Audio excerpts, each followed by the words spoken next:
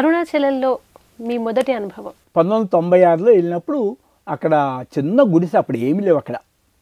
అక్కడికి వెళ్ళినప్పుడు అక్కడ వాళ్ళు ధ్యానం చేసుకోమంటే హట్ ఇచ్చారు, చిన్న హట్టు, చాపా దిండి ఇచ్చారు. అయినా నేను చెట్టు కింద కూర్చొని ఉన్నాను. 2 days 3 days మళ్ళీ వచ్చేసాను బుక్ కొనుక్కొని. తర్వాత 40 days వెళ్ళి ఇక భిక్షాటం చేశాను. అక్కడ కర్డ్ రైస్ ప్యాకెట్ అమ్ముతారు, 6 rupees. పొద్దున్నే 4 ఇడ్లు 5 ఇడ్లు 4 ఇడ్లు ఇస్తారు, 4 rupees, 10 rupees. 4 ఇడ్లు తీసుకొని పొద్దున్న తినేసామని. మళ్ళీ 12ంటికి కర్డ్ రైస్ ఇస్తారు, 6 rupees. దాన్ని ప్యాకెట్ చేసుకొని సొగం తినేసి ఆ సొగం ప్యాక్ చేసుకొని పై కొండకి వెళ్ళి మళ్ళీ 6ంటికి దిగేవాడినమాట. అట్లా ఇక రోడ్డు మీద పనుకునేవాడిని. పనుకుంటే బ్యాగ్ తల కింద ఉంది కదా, ₹1 స్టాక్ ఉంది ఫ్యాక్టరీలో, అది పోయినా పర్లేదు, చెప్పులు పోతాయేమో అని ఆలోచన అన్నమాట. అట్లా పీకుద్దన్నమాట.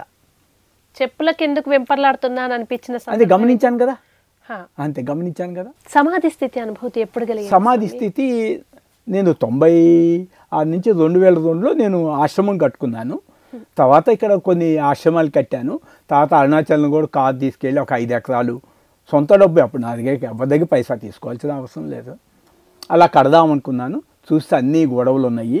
ఏ శిష్యుడు కూడా ఇది అడిగేవాళ్లే, కానీ ఇది నేను సాధన చేసుకుంటాను స్వామి అని నా దగ్గరికి రాలేదు. వస్తే ఇప్పుడైనా 50 లక్షలు ఇస్తాను సాధన చేసుకుంటే. సాధన చేసుకోవడం అంటే ఏంటి? ఏం లేదు, ఇంద్రియాలని గెలవటం, మనసుని గెలవటం. నీకు మనసుని గెలిచిన తర్వాత ప్రపంచ ఖర్చు అని వెళ్ళిపోతావు. కుష్టివ్యాధి అమ్మాయిని పెళ్లి చేసుకుంటే అంతలో రంబొచ్చి నేను చేసుకుంటా అంటే కుష్టివ్యాధి అమ్మాయిని వదిలేస్తాడు, రమ్మను వేసుకుంటాడు. ఆత్మానందం ముందు తుచ్చమైనది, అల్పమైనది. అంతటి ఆనందం దాన్ని ఎక్స్ప్లెయిన్ చేయలేవు. మెటీరియల్ స్వీటే ఎట్లా ఉంటుందో చెప్పలేవు. అటువంటిది అనిర్వచనీయ ఆనందం. అందుకనే బ్రహ్మానందాన్ని 1,000,000 త్రిమూర్తులైనా వర్ణించలేరు. అది నో మైండ్ స్టేట్, అనంత అన్లిమిటెడ్. అంతే. ఆనందాన్ని 14 భువనాలు పెట్టిన పాదాల దగ్గర నాకు అక్కలేదు. అటువంటిది ఆనందం. మరి ఈ కుండలిని శక్తి ఎన్ని అల్పం, అంతే ఉన్నాయి, అల్ప LKG UKG అంతే. నిరాకారం, ఇంకా నిరాకారం కుండలి ఏంటి అసలు? గార్డెన్ దగ్గర కొండది చేయి, 1,00,000 కోట్లు ఇస్తాను. భక్తి చేయి, ప్రార్థన చేయి, రామాను 1,00,000 కోట్లు ఇస్తాను. గుడి కట్టు, 1,00,000 కోట్లు ఇస్తాను. పిరమిడ్ కట్టు, 1,00,000 కోట్లు ఇస్తాను. పెళ్లి చేసుకో, 1,00,000 కోట్లు ఇస్తాను. అదే నిరాకారంలో రెండో వస్తువే లేదు. రెండో వస్తువు అంటే భయపడతావు అంతే. ఇప్పుడు నేను ఏది ఉంటే స్వామి ఏం చేస్తావు, వాళ్ళు ఏం చేస్తే భయపడతావు. నువ్వు గార్డెన్ అయితే ఏ భయం అయింది? భూకంపాలు వస్తాయి భయం ఉందా? సూర్యుడు ముక్కలవుతాడు భయం ఉందా? పాముల నుంచి కలుస్తాయి భయం ఉందా గార్డెన్ నిధులు? అంతే. చంపేదెవడు, చచ్చేదెవడు? చంపేది బాడీ, ఆల్రెడీ చచ్చే ఉంది అది. అందుకే అందరూ శవవాహకులే. సౌందర్య గారి చూడండి, అందంగా ఉంది, అప్పుడు దాకా కళ్ళజోడు పెట్టుకుని బ్రహ్మాండంగా దిగింది, హెలికాప్టర్ అతుక్కుపోయింది, మరి మసి అయిపోయింది.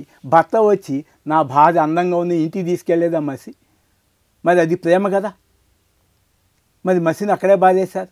మన కృష్ణ గారు చనిపోతే కొడుకు మహేష్ వచ్చాడు కదా, అంతే కదా. రేపు అతను పోతే అంతే కదా, కృష్ణరాజు గారు పోతే అంతేగా, ఎన్టీ రామారావు పోతే అంతే కదా. అంతే. ఎంత అజ్ఞానమో చూసుకోండి. నాగేశ్వర చనిపోయారు, మళ్ళీ నాగార్జున సినిమాలు. అదే తండ్రి చనిపోయాడు, ఒక్కరోజైనా కాసేపు 10 నిమిషాలు విచారణ చేస్తున్నారా? పూర్వము శవం వెళ్తుంటే చిల్లర పైసలు చల్లేవాళ్ళు, ఎవరో ఎత్తుకునేవాళ్ళు. ఇప్పుడు తండ్రి చచ్చిపోతే సంతకాలు పెట్టుకున్నారు, తల్లి చచ్చిపోతే నగలు లాక్కుంటున్నారు బతికున్నప్పుడు. ఇంకా నువ్వు తల్లిని ఎక్కడ ప్రేమిస్తున్నావు, భార్యని ఎక్కడ ప్రేమిస్తున్నావు, చెల్లెని ఎక్కడ ప్రేమిస్తున్నావు, కూతుర్ని ఎక్కడ ప్రేమిస్తున్నావు? ప్రేమించకపోవడం ఒక రకమైన డిటాచ్మెంటే కదా.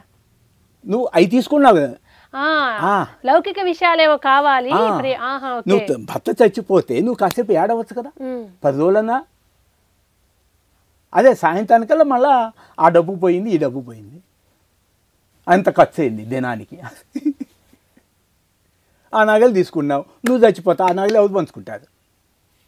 మా తాతయ్య 100 ఎకరాలు, ఆయన చచ్చిపోతే 100 ఎకరాలు తీసుకుపోయాడు ఆయన వెంట. నమ్ముతామా? కాబట్టి ఈ భూమి మీద పుట్టిన, ఈ భూమి ఇట్లాగే ఉంది, 45,000 కిలోమీటర్ల వైశాల్యం. దీని మీద పుట్టిన చీమైనా సరే నాది అనుకోకుండా ఒక అలెగ్జాండర్ అనేది ఈ భూమి మీదే పుట్టారు, భూమి మీదే కదిలారు, ఈ భూమి మట్టి అయిపోయారు. ఈ చీమ నాదనేని యుద్ధం చేసుకుందా, చంపింది ఎంతమందినా? మరి అలెగ్జాండర్ చంపి ఏం లాభం? మళ్ళీ మట్టిలో కలిసిపోయాడుగా. ఏమైనా ఒక గజం తీసుకెళ్ళాడా? ఎంత అజ్ఞానం. కానీ మాయ ఎంత బలమైంది. బలమైంది కాదు, దానికి నువ్వు బలం ఇస్తున్నావు. మాయ ఎంతో బలమైన అనేది అది నేను బలమైన కూర్చుంది. మాయ అసలు బలమే లేదంటే బలం లేదు. యద్భావో తత్వత్. ఎందుకంటే ఇది దాదాపు అందరికీ తెలుసు ఇదంతా శాశ్వతం కాదని, తెలిసి కూడా యుద్ధాలు చేస్తారు. ఇది మాయ ఏది నాకు చూపించండి, అసలు ఎట్లా ఉంటుంది మాయ నాకు చూపించండి. ఏ మాయ ఎలా ఉంటావే, ఏది మనసే మాయ, చిన్న థాట్. అందుకనే దేహము గొప్పది, రథం. ఇంద్రియములు వాటికన్నా బలీయమైనవి, గొప్పవి. దానికన్నా మనసు పగ్గము. అంటే నీ ఇంద్రియాలు నీ తాడు పగ్గం మనసు అధీనంలో ఉండాలి. మనసు బుద్ధి అధీనంలో ఉండాలి. బుద్ధి కనుక నిర్ణయిస్తే ఈ ప్రపంచంలో ఎవ్వరూ నీ చేత ఏం చేయలేదు. అందుకని ఒక వ్యక్తి దృఢ సంకల్పం చేసుకొని నేను పరమ పవిత్రుడిని అవుతానంటే 800 కోట్లు మంది మార్చలేదు. అలాగే ఒక వ్యక్తి నేను హంతకుడిని అవుతానంటే అతన్ని మార్చలేదు. కాబట్టి కాలమే బుద్ధి చెప్తుంది. ఏదో దుఃఖం వస్తుంది, ఆ దుఃఖమే నీకు వరంగా మారిపోతుంది. అంటే నాకు వచ్చిన ఆత్మహత్యని ఎంక్వైరీ చేసుకున్నాను. ఇప్పుడు నేను అసలు పుట్టనే లేదు, చావే లేదు, అనంతమైంది, అన్లిమిటెడ్ సెల్ఫ్ అని తెలుసుకున్నాను. ఆత్మహత్య పాపం ఏంటంటే నువ్వు అనంతమైన ఆత్మని మరిచిపోవటమే పాపము, పరిమితమైన దేహం అనుకోవటమే పాపం. అంతే. రమణుల అరుణాచలమే వెళ్ళాలని ఎందుకు అనుకున్నారు? అదేదో ప్రారంభంలో గత జన్మలో ఆయనకి ఏదో సబ్జెక్టివ్ కనెక్షన్ ఉంది, వెళ్ళింది. ఇప్పుడు 1 కోటి మంది రమణ మహర్షి శరీరాచ్చు అక్కర్లేదు కదా. అది అలల్ లాంటిది. నాకు నిరాకారం దొరికింది కదా, అనంతమైంది. అనంతమైనప్పుడు అది చాలామంది భగవంతుడు సాకారంగా చూస్తారు. సాకారంగా చూసినప్పుడు ఈ ప్రపంచం నిత్యమే. ఇది సత్యాన్వేషణ నిరాకారమైనప్పుడు ఇది అబద్ధం అని తెలుస్తుంది. ఉదాహరణకి తల్లి సినిమాకి తీసుకెళ్ళింది బిడ్డని. సినిమాకి వెళ్ళినప్పుడు బిడ్డ ఈ సినిమా నిజం అంటాడు, నాకు ఆ కాదు కొనిపెట్టి అంటాడు. తల్లి ఏమంటుంది, అది సినిమా రా బాబు, అది నిజం కాదు అంటాడు. కాబట్టి ఇప్పుడు రిలయన్స్ అంబానీ కాదు, అక్కడ 500 కోట్లు 2000 కోట్లు పెట్టి హెలికాప్టర్ కొనుక్కుంటే అది రిలయన్స్ నాకు ఒక బొమ్మలాగా, ఆయన హెలికాప్టర్ ₹2 ప్లాస్టిక్ బొమ్మలాగా కనిపిస్తుంది. నేనేం చేస్తాను? మీకు అది కళ అనంతమైంది కదా, అనంతం ముందు ఇది పరిమితం కదా. ఇప్పుడు మీకు రిలయన్స్ అంబానీ గొప్పగా అనిపిస్తున్నారు, నాకు పంచభూతాలు దాటిన పరమాత్మ లేవాలి, పంచభూతాలు అల్పమైనగా. అందుకని ఉదాహరణకి 5 గీతలు దిగుద్దాం. ఇక్కడ ఒక గీత 1 అంగుళం, 2వ గీత 2 అంగుళాలు, 3వ గీత 3 అంగుళాలు, 4వ గీత 4 అంగుళాలు, 5వ గీత 5 అంగుళాలు. మొదటిది భూమి, నీరు, అగ్ని, వాయువు, ఆకాశం, 5 భూతాలు. ఈ 5 భూతాలు పట్టాలంటే ముందు ఒకటి పెద్దది ఉండాలిగా. పెద్దది ఉంటేనే చిన్నది వచ్చేది. అంటే పెద్దది ఆల్రెడీ స్థిర వస్తువు, సిద్ధ వస్తువు. కాబట్టి ఈ 5 భూతాలు మెలుకులు నువ్వు గొప్పగా చూస్తున్నావు. గార్డెన్ నిద్రపోయినప్పుడు నీకు 5 భూతాలు ఉచితంగా ఇస్తున్నానుగా, పోనీ అసలు లేవుగా అక్కడ. అంటే పంచభూతాలను దాటిన అంత పరమాత్మని సుప్రీం స్టేట్ని నీకు ఇస్తుంటే మళ్ళీ అల్పమైన దీనికి వెళ్తుంటే ఎవడేం చేస్తాడు? కానీ ఇదంతా ఆగిపోతుంది కదా ఒక క్షణం, అందరూ ఇలాగే అనుకుంటే. అసలు అనుకోలేదు కదా. అనుకోవటం ఎంత తపస్సు చేస్తే, అదే ఒక 50 లక్షలు పెట్టి అక్కడ పెట్టు, పోతే నవ్వుకో, ఎలా చూసి అది ఎంత స్థితి. మరి నేను కావాలని చేసుకున్నాను. పాములతో తిరిగేది, అలా పాము వస్తే 6 అడుగులు అట్లా ఉంటుంది అంతే. మొన్న యూట్యూబ్లో పెట్టాను, ఇక్కడ నదిలో వదిలేస్తాం 2 months బ్యాకే చెప్పి చదివినది. ఇక్కడ ఏది ఉంది కదా హైదరాబాద్, ఇది దాంట్లో వదులుతాను. అప్పుడు కాంతి వచ్చి పోలీసులు వచ్చి అది నోటు రాయించుకొని మళ్ళీ పంపించారు. మళ్ళీ విజయవాడ బస్సు, విజయవాడ వెళ్ళి అమరావతి వెళ్ళి ఇక్కడ లోతు ఎంత ఉంది అన్నాను. ₹500 నోటు ఇచ్చాను. అక్కడ టపటా బొంగు ఉంది, పరిగెత్తుకుంటూ లోపలికి వెళ్ళాను. వెళ్ళగానే బొంగు దాటిపోయింది, 14 లోతు వెళ్ళిపోయి బయటకు వచ్చేసింది. ఇక బయటకు వచ్చి తేలుకుంటూ మళ్ళీ నేల మీదకి వచ్చి పడ్డది. కర్మ అనుకుందంతే. ఆ రోజు పోయి ఉంటే హాయిగా నీరు తడపలేదు, అగ్ని కాల్చలేదు, సూర్యుడు ఆత్మని ఎవడేం చేయలేదు. అది అవ్యయం, అక్షరం. దానికి జన్మ మరణం లేవు. జనన మరణములు లేనిది జనన మరణ ప్రపంచం చంపుద్దా? సముద్రంలో బుడగలు నువ్వు అలగలిసి సముద్రాన్ని చంపుతాయా? సినిమా తెరపైన బొమ్మలు సినిమా తెరను చంపుతాయా? సినిమా చిన్నదయ్యి పెద్దదయ్యి, సినిమా తెర చిన్నదైతే బొమ్మలు సినిమా తెరను చంపచ్చు. పరమాత్మ చిన్నవాడయ్యి భూమి పెద్దదైతే భూమి పరమాత్మను చంపుద్ది. పరమాత్మ అనంతుడు, నిరాకారుడు, కూటస్థుడు, ఖాళీ లేకుండా ఉన్నవాడిని చంపటానికి ఎట్లా వీలవుతుంది? ఇది ఒక్కటే సాంఖ్యయోగం. అదే భగవద్గీతలో జ్ఞానయోగము. జ్ఞానయోగం తెలుసుకుంటే ఈ 18 అధ్యాయాలు తెలుసుకోవాల్సిన పనే లేదు. అందుకని జ్ఞానులకి జ్ఞానయోగం, యోగులకి కర్మయోగం. ఇప్పుడు నాకు నిరాకారం కాబట్టి 1,000,000 మంది కృష్ణుల ఇంకా చెప్పాలంటే కృష్ణుడు పుట్టక ముందే నేనున్నాను, రాముడు పుట్టక ముందే నేను నిరాకారం కదా, జీసస్ పుట్టక ముందే నేనున్నాను.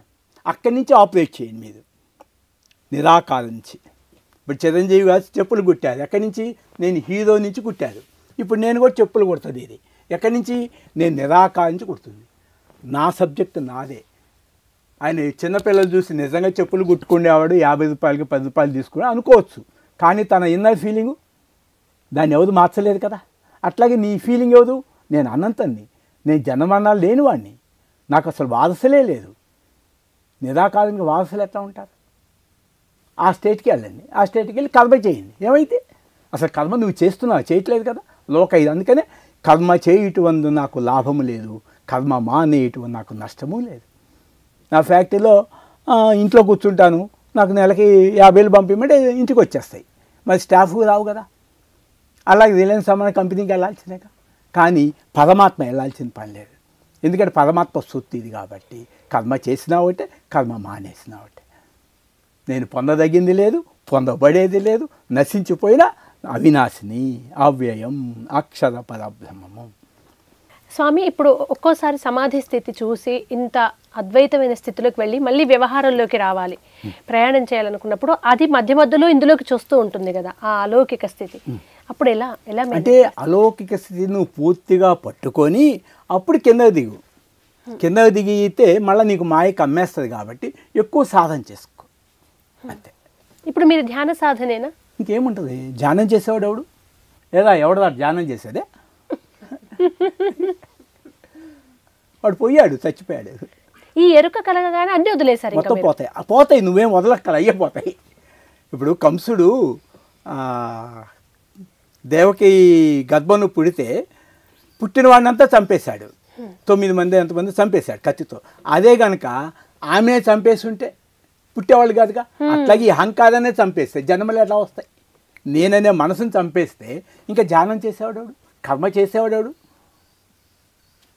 ఇంకా నీకు పాపపుణ్యాలు ఎలా? కరెక్ట్ ఎరుక ఎప్పుడు కలిగింది మీకు? అంటే ఇప్పుడు ఇది కలిగిందంటే మిగతాదంతా పోయింది అంతే. ఆ మిగతాదంతా పోయి ఇది కలిగింది ఎప్పుడు మీకు? అది ఎప్పుడో 2001 నుంచి ఎట్లా చేసుకున్నాను. ఇవో ఉన్నాయి పాంప్లెట్స్, దాంట్లో ఉన్నాయి. అది ఇంగ్లీష్ పేపర్లు అన్నీ. అప్పుడు ఇంటర్వ్యూస్ వచ్చింది, హిందూ పేపర్స్ అన్నీ. నేను పబ్లిక్కి వెళ్ళను సామాన్యంగా, పబ్లిసిటీకి అట్లా. మరి ఎందుకు ఇది వదులుకోవాలి? ఇప్పుడు మీరు ఇది ఒక రకమైన స్థితిలో ఇది శరీరం, దీని లోపల అసలు నేను మీరు కనుక్కున్నారు. దీన్ని ఎక్కడో చోట కలపాలి, దీన్ని వదిలేయాలని ఎందుకు ఒక 2 సార్లు ప్రయత్నం చేశారు? ఎవరు వచ్చినోళ్ళు లేదు, ఇంకా ఉపయోగం ఈ బాడీ తోటి అంతే. ఎందుకు ఉంచుకోవాలి? నాకు అవసరం ఉంది. కరోనా వచ్చింది, హాస్పిటల్ తీసుకెళ్ళారు డాక్టర్స్ కూడా. కరోనా నాకు అసలు 1 సెకండ్ కూడా కరోనా నాకు చెప్పలేదు. నేను డెడ్ బాడీస్ ఉన్నాయి, సత్సంగాలు చేస్తుంటాను అంతే. ఇంట్లో వెళ్ళి పిచ్చి వచ్చింది అంటారు, కరోనా వచ్చిందంటే రాలేదంటారు ఆయన నాకు అంతే. ఇట్లాంటి పిరికి మాట నాకు చెప్పకండి, నా దగ్గర అంటే ఎవరు రాదు అసలు దీని దగ్గర వినటానికి. కరోనా వచ్చింది పోయింది, దీనికి నాకు కాదు, క్షమించాలి, మీ శరీరానికి కరోనా వచ్చింది పోయింది.